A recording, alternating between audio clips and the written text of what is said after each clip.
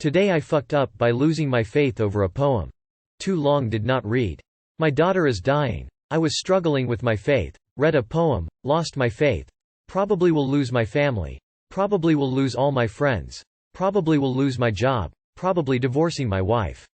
Throwaway account. I, 36 male, have a wife, 34, and a daughter, 7, who is currently dying from cancer. Seeing your own kid slowly dying is the most horrific pain in the world, and I am too weak to handle that, something I don't wish to anyone. I was raised Christian, my wife is Christian and our daughter is Christian.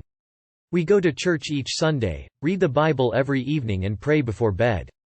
But in the last couple of weeks I have started questioning God. Why exactly my daughter had to get cancer, she is too young and still so innocent. My wife kept reassuring me that God will heal her, and we ran from hospital to hospital with the outcome. My daughter will die, that is a given and can't be changed. Cancer is slowly eating her from the inside and there are metastases in her brain. Yet still my wife claims that it is God's will, so do my parents and my in-laws. I tried talking to them and to our priest, but they didn't listen, always telling me that whatever God's plan is for her, will happen. I love poetry, specifically rhyming poetry. The rhythm just calms my mind when everything is too much and I am once more confronted with the inevitable death of my daughter. It's the only thing that I really enjoy, besides being with my girl. So yesterday after visiting her in the hospital, I went on Instagram and read through a few poems and then it was there, a poem about God. I read it again, and again. In that poem the author questions why God is good and the devil bad, why the innocent suffer. She even asked, why do children get cancer? Why do they die? And there I was, a grown man, sitting in my car on the hospital parking lot, crying like a little baby over a poem. But the author is right, and that opened my eyes. I lost my faith. Completely. God doesn't exist. He can't exist. The poem, the words, that was proof. That was what I was looking for, what I actually already knew deep inside. I went home and talked to my wife about that and she went berserk on me, telling me that I should go and pray and talk to our priest, that God is the only answer we need. But I have made my mind clear. He doesn't exist and if then he isn't good. My innocent baby girl wouldn't die, she has never done anything wrong. This morning my wife yelled at me for questioning the Lord. She called everyone we know from church and they want to later meet, praying with me to get me back on the right way. My parents refuse to talk to me except I find back to the Almighty, and my in-laws are coming for a visit to have a talk with me. My boss is part of our friends group and very religious. He just texted me that he would love to have a serious conversation with me. I'm sure he is going to fire me if I don't return to church and God. I left as 3 church friends of my wife showed up. Now I'm in my car again, parked in front of my work. Not sure if I should laugh or cry about losing everything over a poem. I completely fucked up everything. Update. I have written a comment but that might get buried. I read a few comments and I am completely overwhelmed by the love and support I receive from strangers on Reddit. What I was seeking for but didn't get from the ones I love the most. Thank you so much, I am at a loss of words right now. So I copied the comment in here. As I walked in the office, my boss directly sat me down, saying that this is a small company and everyone here has faith. I should better return to God, so I instantly quit. I read the poem again and noticed in the story of the author that she had been harassed for it, so I reached out to her, explaining myself. I spend a few hours with my daughter, enjoying each moment as we just have a few weeks left and now that I have quit I can spend every second left with her, which is actually a positive thing. As I had left the hospital the author had messaged back and I was confronted with what I had feared the entire time. The people harassing her were my wife, who even stalked her on another app, and her friends. I called the author and broke. I apologized for my wife's behavior and everything and ended up telling her the entire story, and for the first time in months I was not judged for struggling, for questioning God or losing my faith.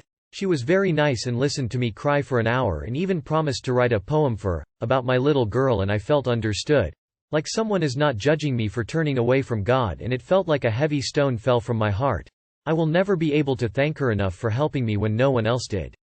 I drove home while still thinking about the things my wife has mentioned to her on the internet, just for expressing her thoughts. As I walked in our house I wanted to talk to my wife in a calm moment and explain my feelings. But there were at least 20 people in our living room, my wife crying, my parents and hers, all angry at me for losing my faith over a satanic poem. And I eventually lost my temper as my wife explained they were praying for me and my soul to find back to God. I yelled at her that our daughter is dying soon and they have the audacity to sit there and pray for me, while my daughter misses her mother. My wife just stated that, faith is everything, and was backed up by our families and friends. I just left and am now back in the hospital. My daughter sleeping on my chest, and honestly, this is everything for me right now. I will try to answer as many comments as possible as long as she is sleeping, but have mercy with me if it takes a while, as I want to spend every wake moment with my daughter. Update. Okay, so I have spent the last 2 hours reading through the comments and I am absolute speechless by your support. I want to come clear with the most asked questions.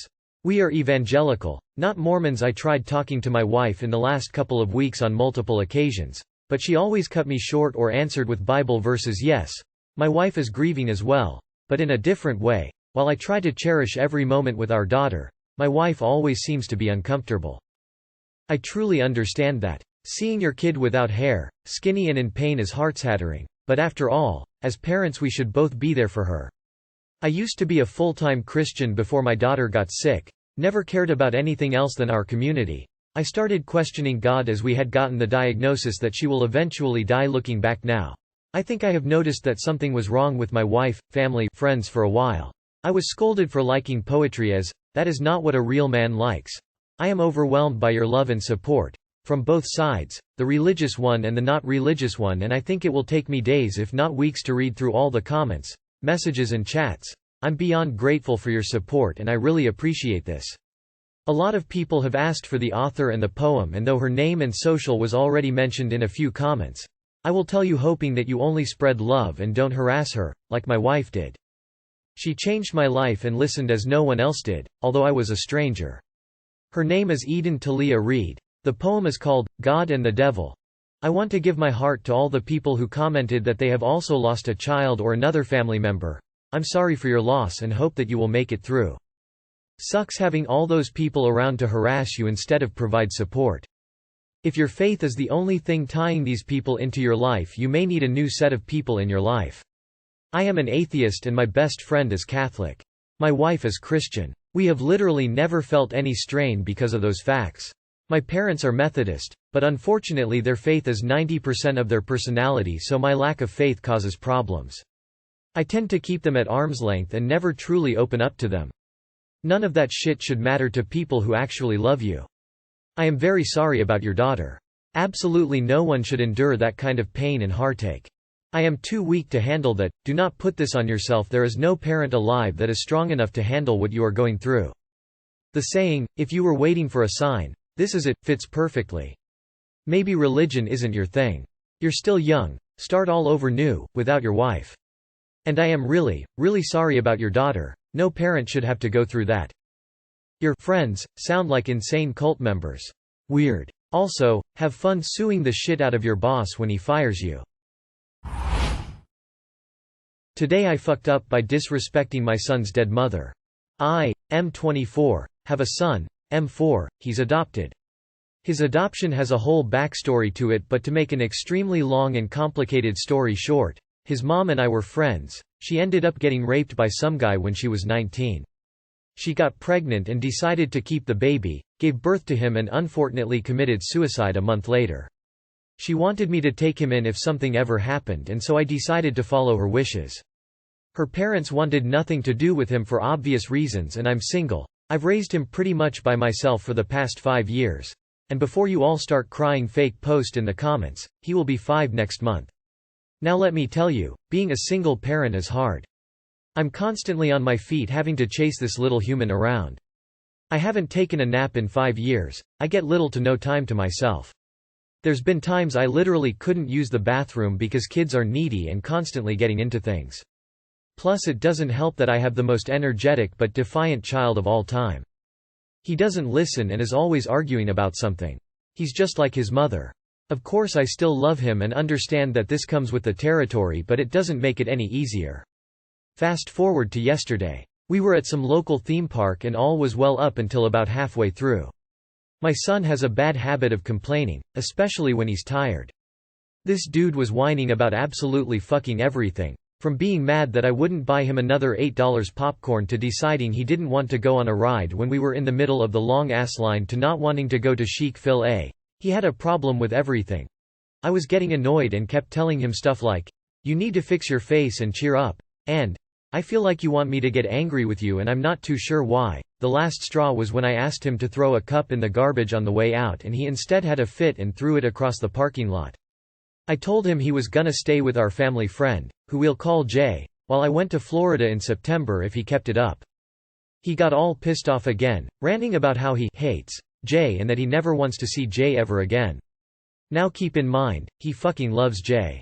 He was just tired and saying this to spite me. We get in the car and I tell him how he's not watching any movies on the way home because he was bad and didn't stop complaining. He told me how he would be good now, but I just said, "It's a little too late for that.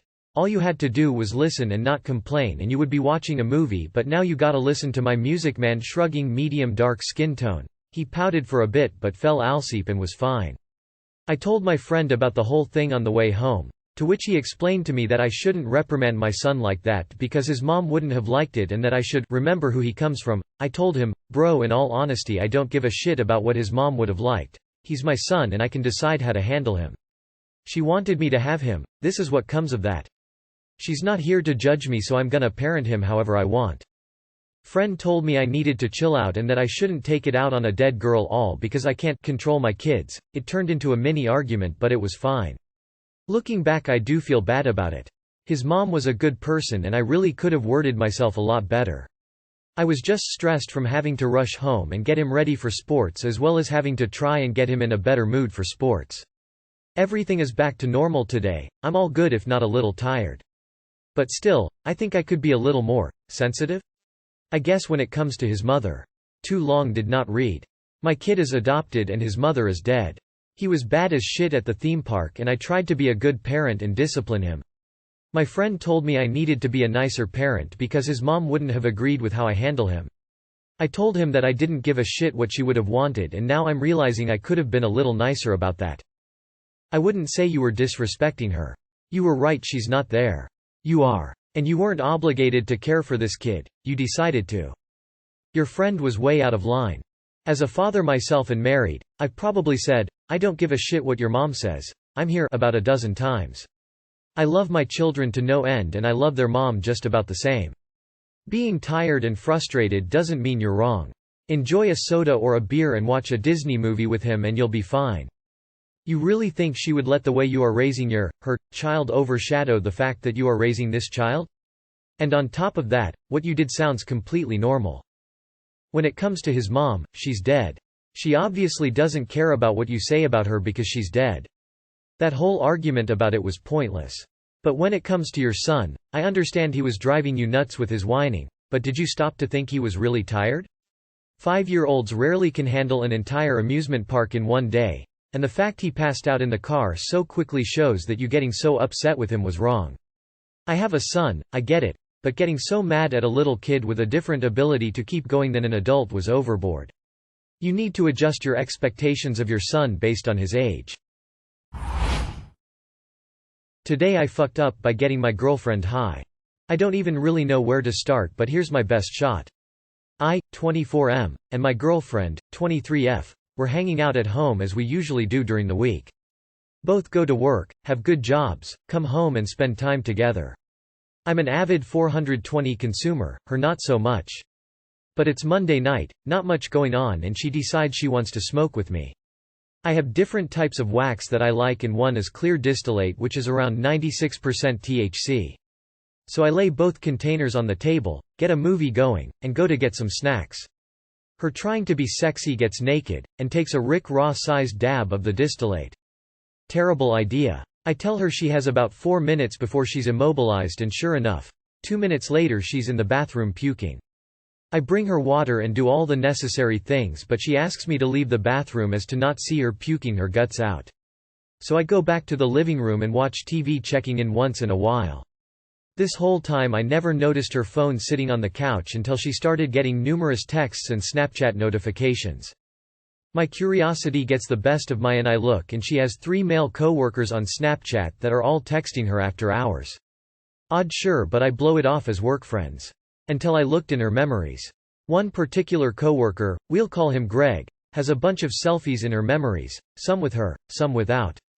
So I open their messages and oh my God, staring back at me as an exchange of nude photos and even videos that he had recorded of them and sent to her for keeping. You can imagine the context of such videos. I'm heartbroken, sure, but I've been cheated on and knew I could get through it. What horrifies me is the size of this guy's dick. I've never seen anything so massive. It looked like a half-used roll of paper towels. One of the videos consisted of her giving the dude head and she could barely get the tip in her mouth. Seriously, this dude isn't hung like a horse. Horses are hung like him. I'm so ashamed and embarrassed that this has been going on, and I have actually come into her work and had conversations with these people who are fucking my girlfriend. Too long did not read. Girlfriend got too high and went through her phone while she was sick and seen her being degraded by an absolute beef bus attached to her coworker. Update. Knot has been cut and she's currently at her mom's until she can get help moving everything. I am hoping now ex-girlfriend dodged a bullet for sure. Dump her. Go get tested for everything, and don't worry much about your junk compared to whatever other massive dongs exist in the world. Size isn't everything. This reads like a humiliation fetish. Honestly, the time you saved in life, think of it as a blessing. You're a good dude for not placing her out the door without her clothes. 100% fetish bait, bro. Like, what is this?